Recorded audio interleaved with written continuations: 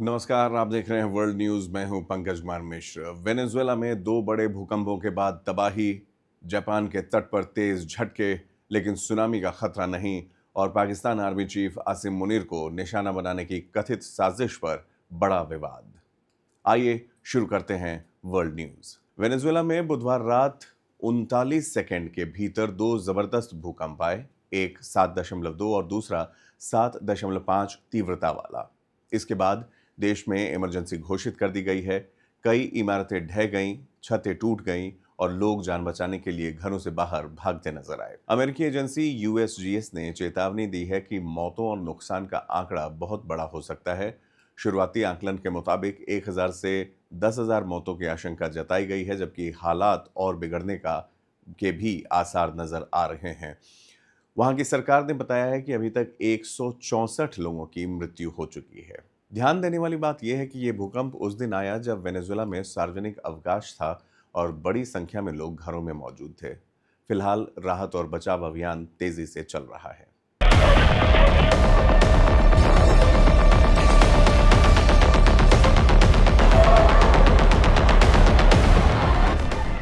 Venezuela में बुधवार शाम धरती अचानक कांप उठी।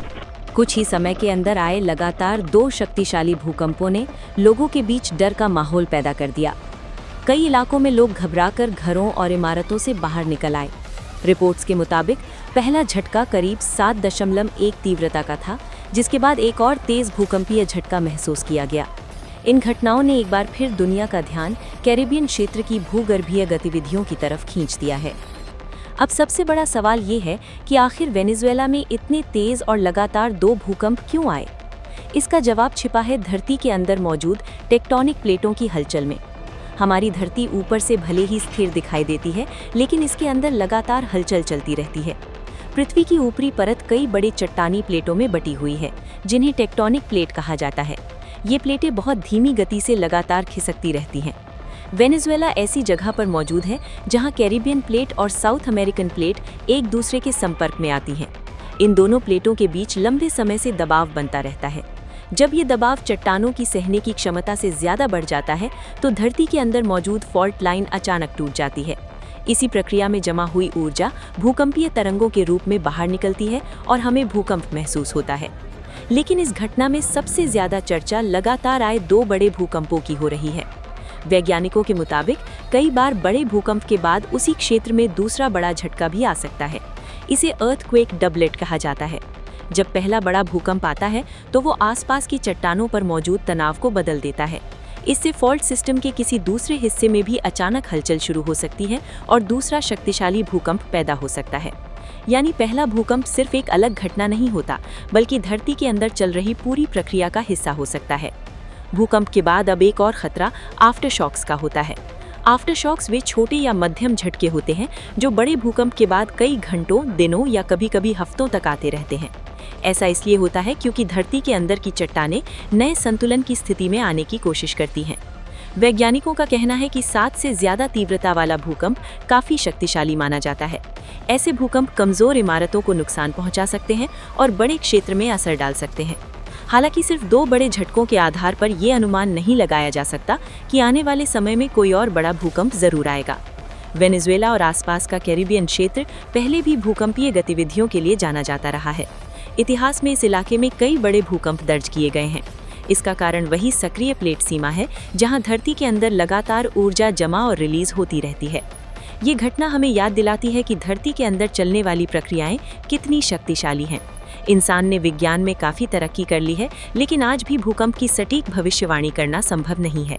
वैज्ञानिक सिर्फ भूकंपीय गतिविधियों को मॉनिटर कर सकते हैं और संभावित खतरे को समझने की कोशिश कर सकते हैं। वेनेजुएला में आए ये दो भूकंप किसी रहस्यमयी घटना का परिणाम नहीं, बल्कि करोड़ों साल से चल रही पृथ्वी की प्राकृतिक प्रक्रिया का हिस्सा है। धरती की प्लेटों की ये लगातार हलचल ही कभी पहाड़ बनाती है, कभी समुद्र की संरचना बदलती है और कभी ऐसे बड़े भूकंपों को जन्म देती है। जापान के उत्तरी तट के पास गुरुवार सुबह 7.2 तीव्रता का शक्तिशाली भूकंप आया। झटका ऐसे समय में आया जब लोग दफ्तर और काम के लिए निकल रहे थे, लेकिन राहत की बात यह रही कि सुनामी का कोई खतरा नहीं बताया गया है। यह भूकंप इवाते प्रांत के पूर्वी तट के पास आया और इसकी गहराई करीब 50 किलोमीटर बताई गई। जापान की मौसम एजेंसी के मुताबिक इस इलाके में पिछले कुछ महीनों से लगातार तेज भूकंप दर्ज किए जा रहे हैं। इस बार भी झटकों के बाद लोगों में दहशत फैल गई। अब तक 8 लोगों के घायल होने की खबर है। ज्यादातर लोग गिरती चीजों की चपेट में आए हैं। हालांकि अभी तक किसी के गंभीर रूप से घायल होने की सूचना नहीं मिली है। यानी बड़ा झटका जरूर था, लेकिन फिलहाल जापान ने एक बड़े समुद्री खतरे को टाल दिया है। हालांकि जैसा हमने देखा, वेनेजुएला में ऐसा नहीं हो सका।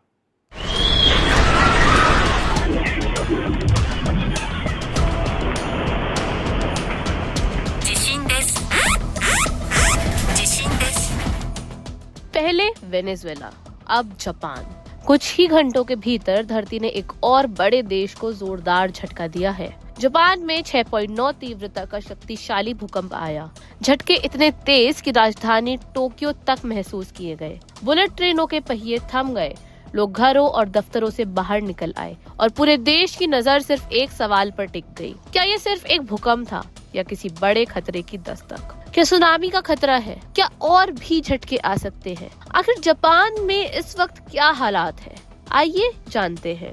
दुनिया के सबसे भूकंप प्रभावित देशों में शामिल जापान में गुरुवार सुबह उस वक्त हड़कंप मच गया जब उत्तरी हिस्से में 6.9 तीव्रता का शक्तिशाली भूकंप आया। कुछ ही सेकंड तक चले इन झटकों ने लोगों को घरों, दफ्तरों और सार्वजनिक जगहों से बाहर निकलने पर मजबूर कर दिया।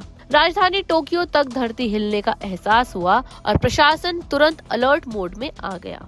जापान मौसम एजेंसी के मुताबिक भूकंप का केंद्र होंशु द्वीप के इवाते प्रांत के पास जमीन से करीब 50 किलोमीटर नीचे था। सबसे तेज झटके ओमोरी प्रांत में महसूस किए गए, जहां जापान के 7 स्तरीय भूकंप पैमाने पर तीव्रता अपर 6 दर्ज की गई।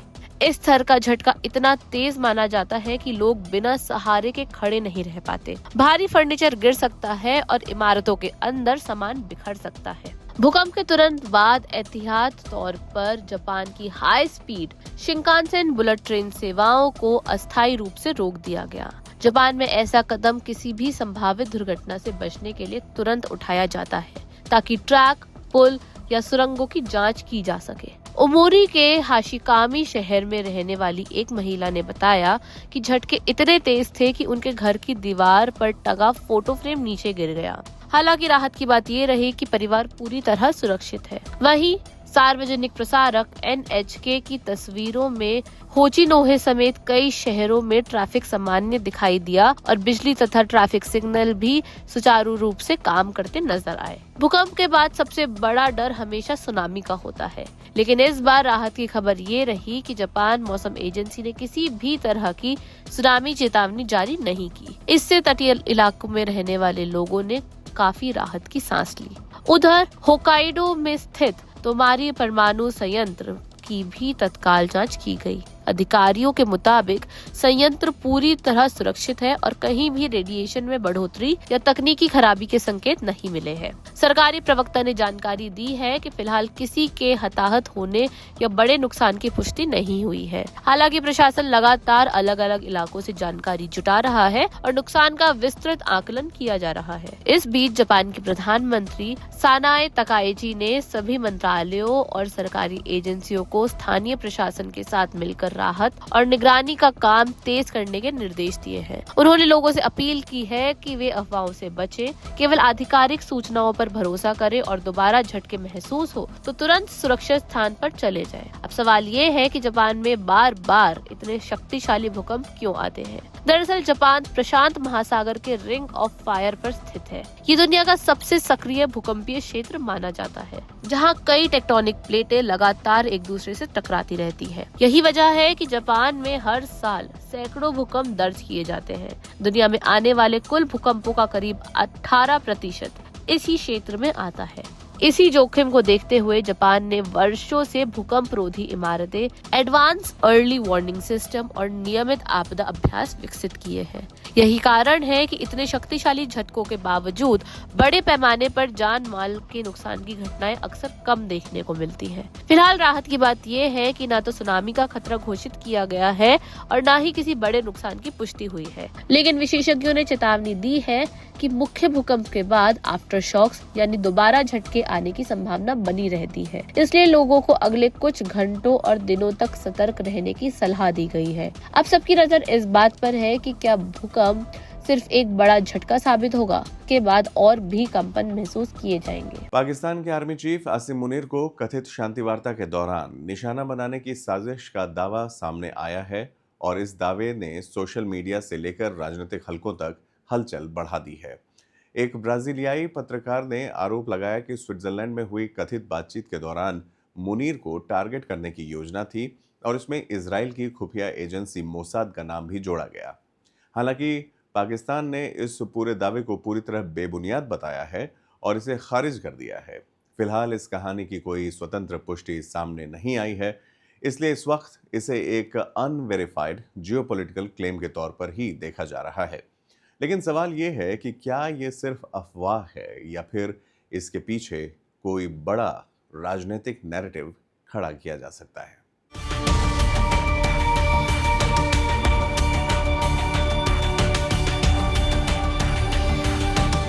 स्विट्जरलैंड में हुई कथित ईरान शांति वार्ता के दौरान एक बेहद सनसनीखेज दावा सामने आया है, जिसने अंतर्राष्ट्रीय राजनीति से लेकर सोशल मीडिया तक हलचल मचा दी है। ब्राजील के पत्रकार पेपे एस्कोबार ने एक पॉडकास्ट में दावा किया कि इस हाई लेवल डिप्लोमेटिक मीटिंग के दौरान पाकिस्तान के आर्मी चीफ आसिम मुनीर और उनके प्रतिनिधि मंडल को कथित रूप से टारगेट करने की एक साजिश रची गई थी। इस कथित प्लान में इजराइल की खुफिया एजेंसी मोसाद का नाम सामने लाया गया है। दावे के मुताबिक ये घटना उस समय की बताई जा रही है जब स्विट्जरलैंड में ईरान और अमेरिका के बीच तनाव कम करने और क्षेत्रीय शांति पर बातचीत चल रही थी। इसी दौरान पाकिस्तान और अन्य देशों के प्रतिनिधि मंडल भी वहां मौजूद थे। पत्रकार के अनुसार इस कथित साजिश की जानकारी पाकिस्तान तक पहुंची, जिसके बाद एक तीखी चेतावनी इजराइल को भेजे जाने की बात कही गई। हालांकि ये पूरा दावा किसी भी आधिकारिक खुफिया एजेंसी, सरकार या स्वतंत्र अंतर्राष्ट्रीय जांच द्वारा पुष्टि नहीं किया गया है। जैसे ही ये बयान सामने आया, सोशल मीडिया पर इसे लेकर तीखी प्रतिक्रियाएं शुरू हो गई। कई यूजर्स ने इस कहानी पर सवाल उठाते हुए इसे फिल्मी स्क्रिप्ट जैसा दावा बताया। कई लोगों ने मजाक उड़ाते हुए कहा कि ये दावा इसलिए भी अविश्वसनीय लगता है क्योंकि मोसाद को दुनिया की सबसे प्रोफेशनल और सटीक खुफिया एजेंसियों में से एक माना जाता है और ऐसे हाई प्रोफाइल डिप्लोमेटिक समिट में किसी भी तरह की सीधी कार्रवाई का दावा बिना ठोस सबूत के स्वीकार करना मुश्किल है। सोशल मीडिया पर कुछ यूजर्स ने तंज कसते हुए लिखा कि अगर ऐसा सच होता तो अब तक आधी दुनिया में हलचल मच चुकी होती, जबकि कुछ अन्य ने कहा कि ये कहानी ज्यादा एक जियोपॉलिटिकल नैरेटिव लगती है, न कि वेरीफाइड इंटेलिजेंस रिपोर्ट। इस बीच पाकिस्तान की तरफ से भी इस पूरे दावे को सख्ती से खारिज किया गया है। अधिकारियों के अनुसार स्विट्जरलैंड का दौरा पूरी तरह सामान्य, सुरक्षित और पहले से तय कार्यक्रम के अनुसार हुआ था। किसी भी समय कोई सुरक्षा अलर्ट जारी नहीं किया गया और न ही किसी अंतर्राष्ट्रीय सुरक्षा एजेंसी ने किसी खतरे की पुष्टि की। पाकिस्तान का कहना है कि इस तरह के दावे केवल अफवाह और स्पेक्युलेटिव स्टोरी टेलिंग का हिस्सा हैं, जिनका वास्तविक घटनाओं से कोई संबंध नहीं है। विशेषज्ञों का मानना है कि इस तरह के जियोपॉलिटिकल दावे अक्सर पॉडकास्ट या ओपिनियन प्लेटफॉर्म से शुरू होकर सोशल मीडिया पर तेजी से फैल जाते हैं। कई बार बिना वेरिफिकेशन के ये नैरेटिव्स ब्रेकिंग न्यूज की तरह सर्कुलेट होने लगते हैं, जिससे वास्तविकता और अनुमान के बीच अंतर धुंधला हो जाता है। इसी मामले में भी देखा जा रहा है कि एक पॉडकास्ट में कही गई बात धीरे धीरे ग्लोबल असैसिनेशन प्लॉट स्टोरी में बदल गई, जबकि इसके समर्थन में कोई भी ठोस सबूत या आधिकारिक पुष्टि मौजूद नहीं है। कुल मिलाकर ये मामला अभी एक अनवेरिफाइड जियोपॉलिटिकल क्लेम की श्रेणी में आता है, जिस पर ना तो किसी सरकार ने मुहर लगाई है और ना ही किसी स्वतंत्र खुफिया स्रोत ने इसकी पुष्टि की है। सोशल मीडिया पर इसे लेकर मीम्स, मजाक और स्केप्टिसिज्म ज्यादा देखा जा रहा है, जबकि फैक्चुअल ग्राउंड पर ये कहानी अभी भी सवालों के घेरे में है।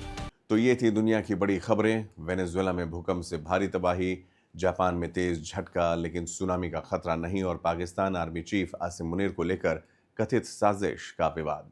दुनिया की हर बड़ी खबर आसान भाषा में और पूरी समझ के साथ देखते रहिए world news. Subscribe to One India and never miss an update. Download the One India app now.